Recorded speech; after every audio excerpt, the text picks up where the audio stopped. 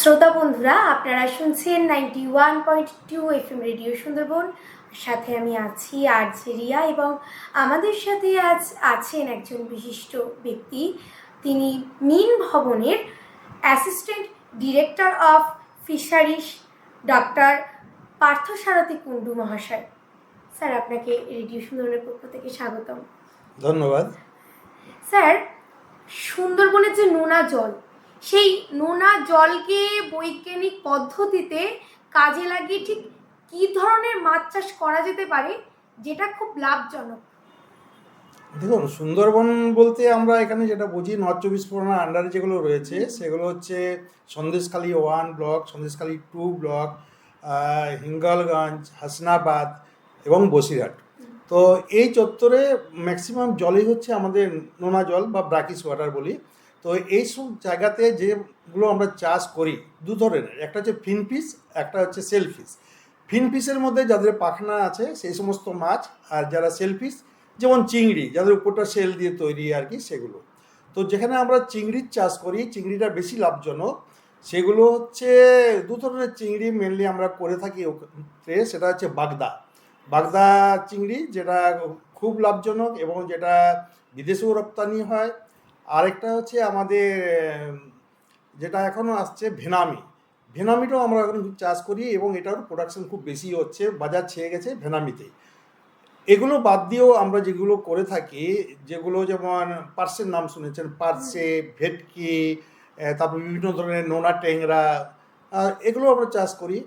তো মেনলি যেগুলো হয় আর কি, এই নোনা ট্যাংরা বা ফিনফিশগুলো, ভেটকি, পার্সে, ভাঙন, কলাগাছি ভাঙন, বিভিন্ন নামে রয়েছে। তো সেইগুলো আমরা এই অঞ্চলে ভালোভাবেই চাষ করি এবং এক্সপোর্টও করে থাকি। তো অনেক ফার্মার রয়েছে যারা গভর্নমেন্টের তরফ থেকেও সাহায্য পায়। আমরা মিনের চারা দিই, মানে ওই মাছের চারা গুলো দিই, কখনো চিংড়ির চারা দেওয়া হয়, সাথে খাবার দেওয়া হয়। অন্যান্য ক্ষেত্রে যারা ট্যাংরার চারা দেওয়া, ট্যাংরা না, আমরা সাধারণত মাগুরের চারা দিই, ট্যাংরারও অনেক সময় চারা দেওয়া হয়। কিন্তু এটা ম্যাক্সিমাম ওয়াইড কালেকশন করা হয় আর কি, ট্যাংরাটা। মানে যখন নোনা জলের সাথে কিছু ট্যাংরার বাচ্চা ওই পুকুরে ঢুকে যায়, সেখানে এটাকে চাষ করে। আচ্ছা স্যার, এই যে মৎস্য চাষ প্রশিক্ষণ, এটা বেকার যুবক যুবতীরা কিভাবে পেতে পারে? দেখুন, চাষ করতে গেলে তো প্রশিক্ষণ লাগবেই। তো পশ্চিমবঙ্গ সরকারের মৎস্য দপ্তর প্রশিক্ষণের বিভিন্ন ব্যবস্থা করে রেখেছে।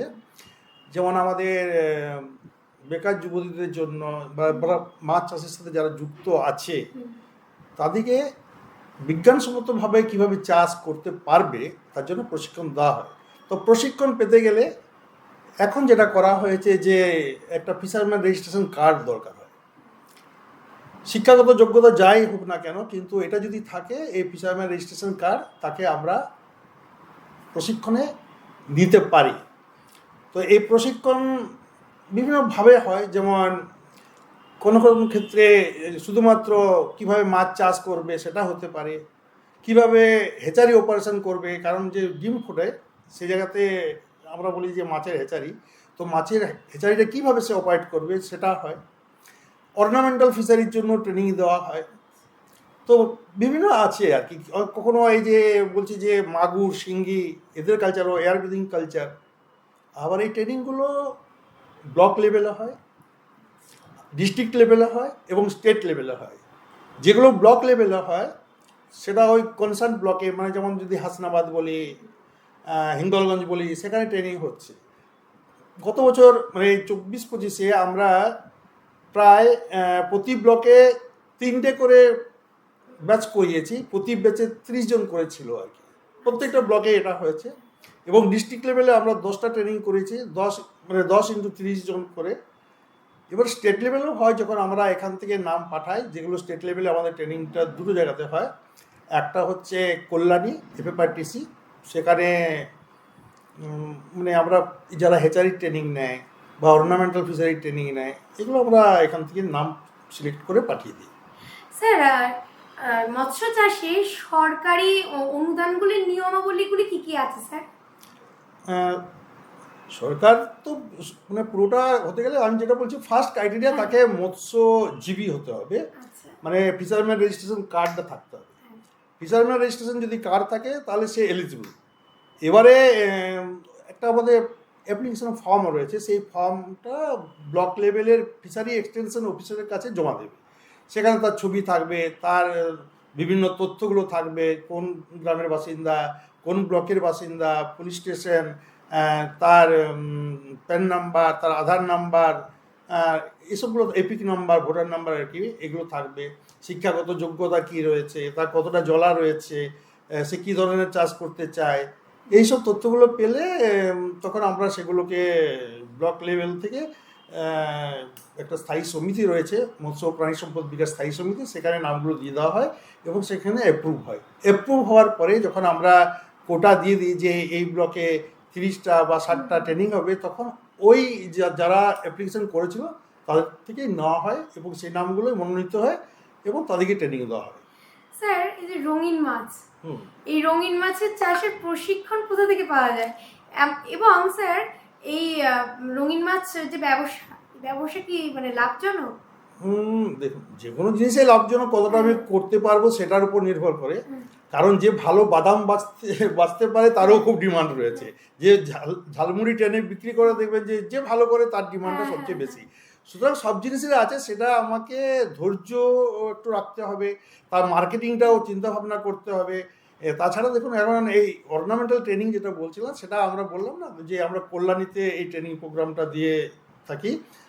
কল্যাণীতে এবং সিলেক্টেড খুব বেশি এটা তো হয় না, 2টো ব্যাচ হয়তো সারা বছরে হয়, 30-60 জনকে দেওয়া হয়। ডিমান্ড হলে আবার বাড়বে, কারণ সেইভাবে এখন এতটা ফ্রাইজ করেনি। তবে আমার জেলাতে যে নেই তা না, আমার জেলাতেও বেশ কিছু জায়গাতে এই অর্নামেন্টাল ফিশারির কালচার হচ্ছে এবং আমরা অনেক স্কিমও দিয়েছি অর্নামেন্টাল ফিশারির উপরে, যারা ব্যাকইয়ার অর্নামেন্টাল স্কিম বলা হয়। 3 লাখ টাকা করে গভর্নমেন্টের একটা প্রজেক্ট রয়েছে। সেক্ষেত্রে SC ST যদি হয় বা মহিলারা হয়, তারা 60% সাবসিডি পায়, মানে 3 লাখের 1,80,000 টাকা সে গভর্নমেন্ট অ্যাসিস্ট্যান্স পেয়ে থাকে। তো এগুলো হচ্ছে, অনেকেরই আছে। দেখবেন যে আমার মিন ভবনের পাশে 3টে অর্নামেন্টাল স্টল আছে, আপনি লক্ষ্য করে দেখবেন। সেখানে কিন্তু এরা কোঅপারেটিভ, সেলফ হেল্প গ্রুপ, এরাই কিন্তু এই কাজগুলো করছে। অনেকেই ব্রিড করছে, মানে এগুলো। আবার অর্নামেন্টালে এখন যেমন এখানে ডিমান্ড রয়েছে, আপনারা নিশ্চয়ই গাপ্পি নাম শুনেছেন। গাপ্পিও কিন্তু অর্নামেন্টাল ফিশ। এই গাপ্পি অর্নামেন্টাল ফিশ হওয়ার সুবাদে আমার জেলাতে প্রতি বছর প্রায় 22 থেকে 24 লাখ অর্নামেন্টাল এই মাছটা SHGর মাধ্যমে প্রতিটা ব্লককে দেওয়া হচ্ছে। তাছাড়া আবার কিছু অর্নামেন্টাল ফিশ এবং গাপ্পিয়ে এই মশাকে এরা নষ্ট করে দেয়, মশার লার্ভাটাকে খেয়ে নষ্ট করে, ফলে ম্যালেরিয়া, ডেঙ্গু এইসব মশাবাহিত রোগগুলো হতে দেয় না। তো ডিমান্ড আছে বই কি, আমি বলবো যে গাপ্পি যদি ভালোভাবে চাষ করে, এই গাপ্পির থেকেও অনেকেই স্বাবলম্বী হতে পারে। স্যার, একদম শেষ প্রশ্ন আপনাকে, যে এই মৎস্য চাষিদের সরকারি সুযোগ সুবিধাগুলো কি থাকছে আপনাদের দপ্তর থেকে? বহু সুযোগ আছে, বিভিন্ন স্তরের সুযোগও রয়েছে। হ্যাঁ, বিভিন্ন মৎস্যজীবীদের জন্য সুযোগ রয়েছে। যদি আমরা মৎস্যজীবীকে এইভাবে ভাগ করি যে একজন ইন্ডিভিজুয়াল, তারপরে গ্রুপ রয়েছে, ফিশ প্রোডাকশন গ্রুপ রয়েছে, তারপরে ফিশারম্যান কোঅপারেটিভ সোসাইটি রয়েছে। তো এই সমস্ত সবার জন্যেই মানে পশ্চিমবঙ্গ সরকারের মৎস্য দপ্তরের বিভিন্ন স্কিম রয়েছে। যেমন এই ছোটো জলাশয়কে যদি মাছ চাষ করতে চায়, তো আমরা সেটা বলি স্মল অর্ডার বডি স্কিম। সেক্ষেত্রে একজন চাষি 1 বিঘা পুকুরে চাষ করার জন্য 1000 মাছের চারা মানে ফ্রি অফ কস্ট পেয়ে থাকে আর কি। তেমনি রয়েছে, কেউ যদি বড় মাছের চাষ করতে চায় তো 7.5 বিঘা পুকুর হতে হবে। সেক্ষেত্রে সে মানে বড় বড় মাছ চাষ করবে বলতে যে ওই মাছটা সে 1.5 থেকে 2 বছর ধরতে পারবে না। মাছের সাইজটা যখন 1.5 কেজি বা 2 কেজি হবে তখনই সে ধরতে পারবে এটা। তাছাড়া রয়েছে জলভরো নাম শুনেছেন, যেটা আমাদের মুখ্যমন্ত্রী মহাশয়ের একটা ভালো উদ্যোগ, আমাদের ফিশারি ডিপার্টমেন্টের একটা ভালো উদ্যোগ।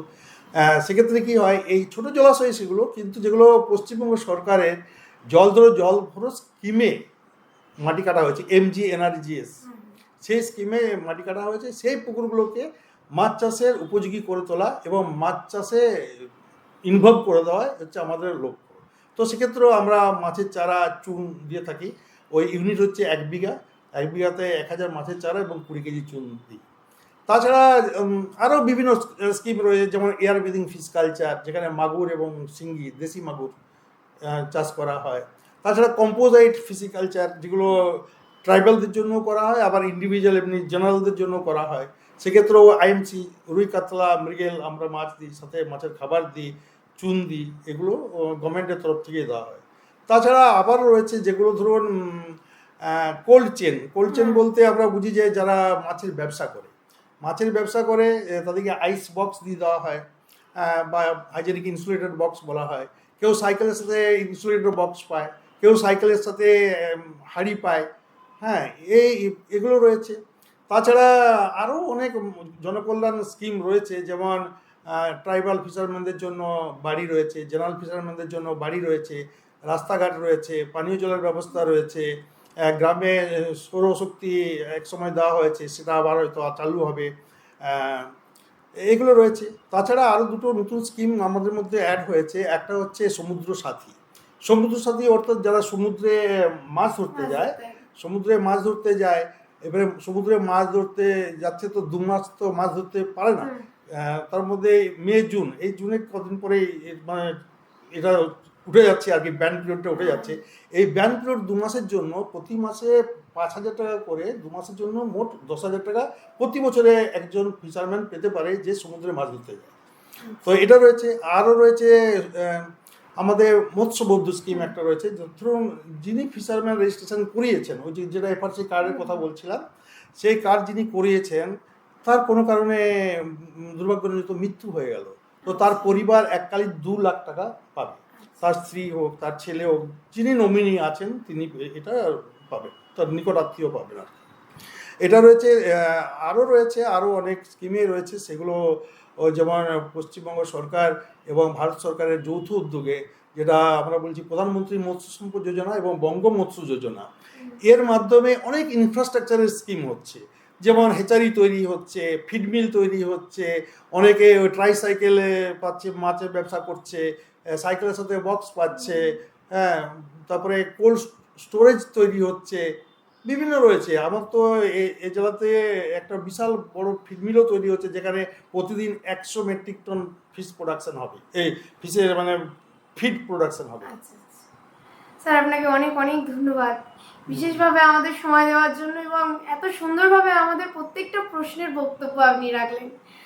আর শ্রোতা বন্ধুরা, আপনারা সাথে থাকুন, শুনতে থাকুন 91.2 FM রেডিও সুন্দরবন। দেখা হবে আবারও একটি সাক্ষাৎকার নিয়ে। নমস্কার।